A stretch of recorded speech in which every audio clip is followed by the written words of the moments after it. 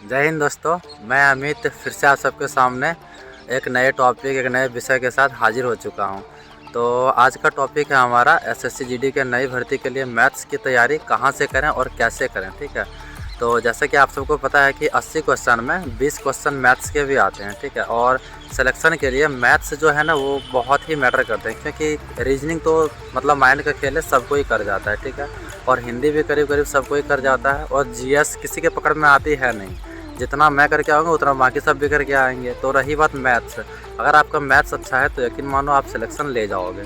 तो आज हम इस वीडियो में यही बात करने वाले हैं कि मैथ्स की तैयारी कैसे करें, कितने घंटे पढ़ें और कहाँ से पढ़ें, ऑनलाइन पढ़ें या फिर ऑफलाइन पढ़ें, कौन सी बुक पढ़ें। ठीक है, और मैथ का चैप्टर क्या क्या है, तो ये सारी बात चीज़ों को हम कवर करने वाले हैं इस वीडियो के माध्यम से।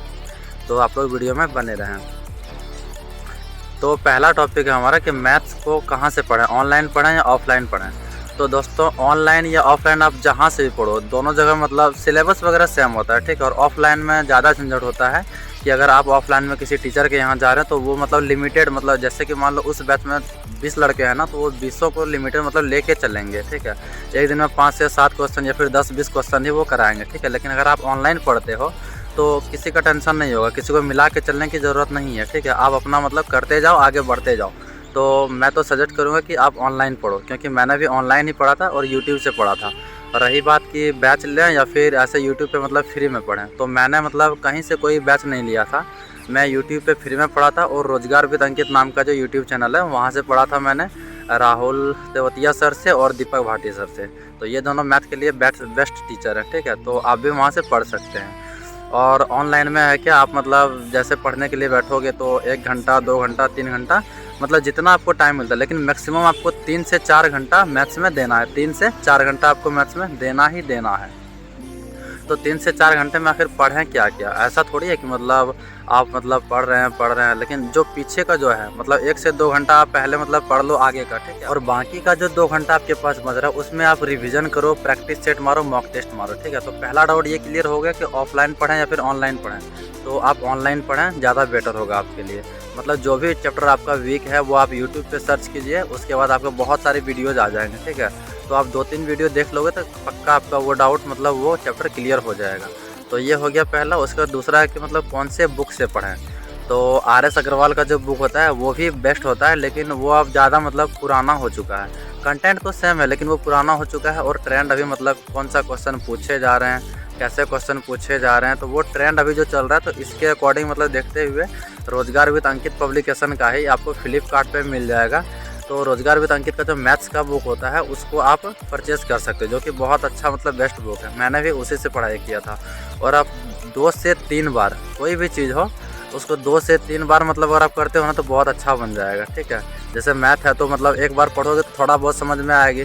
अगर उसी बुक को 2 से 3 बार पूरा रिपीट कर डालोगे ना तो फिर यकीन मानो कि आपका मैथ्स बहुत अच्छा बन जाएगा। ठीक है, और कितने घंटे पढ़ने चाहिए, तो जो नए बच्चे हैं वो तो लगभग 4-5 घंटा पढ़ना ही पढ़ना है। और बाकी जो पुराने बच्चे हैं जिसका मतलब पहले से सिलेबस कंप्लीट हो चुका है तो वो ज़्यादा फोकस करें मॉक टेस्ट प्रैक्टिस सेट पर। ठीक है, तो मॉक टेस्ट में आपको क्या है कि मतलब सेक्शनल मॉक टेस्ट आप उठा सकते हो ऑनलाइन और ऑफलाइन। तो ऑफलाइन में क्या होता है, आप टाइम लगा के मतलब किसी भी बुक से लगा सकते हो, लेकिन ऑनलाइन में होता है कि आपको टाइम मतलब पता चलता रहेगा, हाँ इतना मिनट टाइम हुआ है, और उसमें भी आप एक टाइम बांध लो कि मुझे इतना मिनट इतना सेकंड के अंदर में 20 क्वेश्चन टच करने हैं। ठीक है, तो आप टेस्ट भी लगा सकते हो, सेक्शनल मॉक टेस्ट लगा, और उसमें देखो जो चैप्टर आपका गलत हो रहा है ना, जैसे मान लो मेरा प्रॉफिट एंड लॉस चैप्टर में गलत हो गया, मैंने मॉक टेस्ट लगाया उसमें गलत हो गया, तो मैं मतलब उस पर काम करूँगा, अपने गलतियों पर अगर काम करूँगा सही ढंग से, तो अगले बार जैसे मॉक टेस्ट में लगाऊंगा मैं, तो प्रॉफिट एंड लॉस में अगर उस टाइप का सवाल आता है तो वो मेरा दोबारा गलती होगा, वो बिल्कुल गलत नहीं होगा। तो इसीलिए आप गलती पे काम करो, वो जैसे गलत नहीं होगा तो वो जैसे सही होगा, तो 2 नंबर आपका जस्ट इंक्रीज़ हो जाएगा। ऐसा करके मॉक टेस्ट में धीरे धीरे आपका नंबर भी उठता चला जाएगा। तो ऐसे करके आप ये भी कर सकते हो। उसके बाद और जो पुराने बच्चे हैं वो ज़्यादा से ज़्यादा प्रैक्टिस सेट और रिविज़न पे फोकस करें, क्योंकि जो चीज़ें आप कर चुके हो उसका रिवीजन जितना करोगे, एक कहावत सुनेंगे आपने, जितना रगड़ा उतना तगड़ा।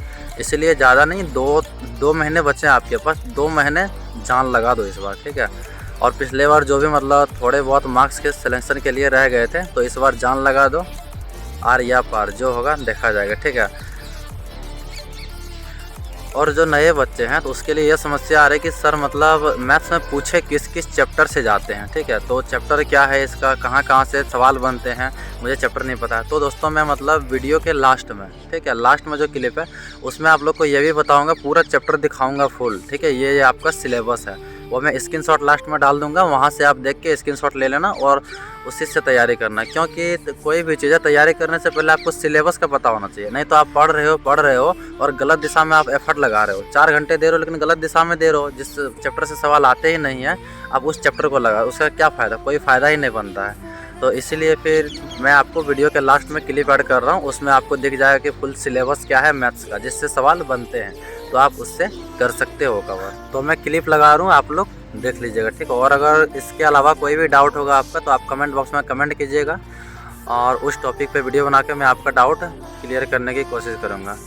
तो देखिए आप लोग मतलब क्लिप ऐड कर रहा हूँ। दोस्तों मैं आ चुका हूँ मोबाइल की स्क्रीन पे, तो ये रहा आपका मैथ्स का सिलेबस टोटल चैप्टर वाइज, ठीक है। तो ये रहा आप लोग का चैप्टर मैन, ठीक है, जिससे सवाल बनते हैं।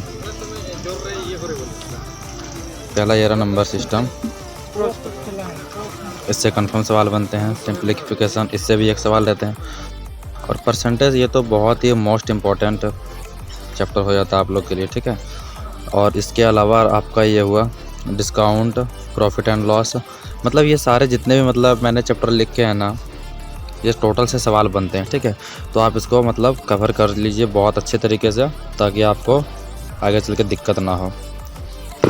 आप स्क्रीनशॉट ले सकते हैं, इसको मैं होल्ड कर रहा हूँ, थोड़ा हो गया। और इसके बाद आगे ये रहा, टोटल मैंने कितने, टोटल 18-19 मैंने लिखे हैं चैप्टर, ठीक है, जिससे सवाल बनते हैं।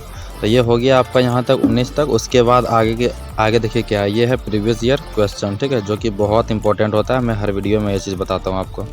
उसके बाद 21 नंबर में आपका mock test analysis, mock test लगाइए और उसका जम के एनालिसिस कीजिए। जितना मॉक टेस्ट लगाइएगा और प्रीवियस ईयर से ये पता चल जाए कि मतलब किस टाइप का क्वेश्चन पूछे जा रहे हैं। तो आज के वीडियो में बस इतना ही था। और अगर हमारे चैनल पर नया है तो चैनल को सब्सक्राइब कीजिएगा, वीडियो को लाइक कीजिएगा। मिलते हैं फिर अगले वीडियो में, तब तक के लिए टेक केयर, जय हिंद, बाय बाय।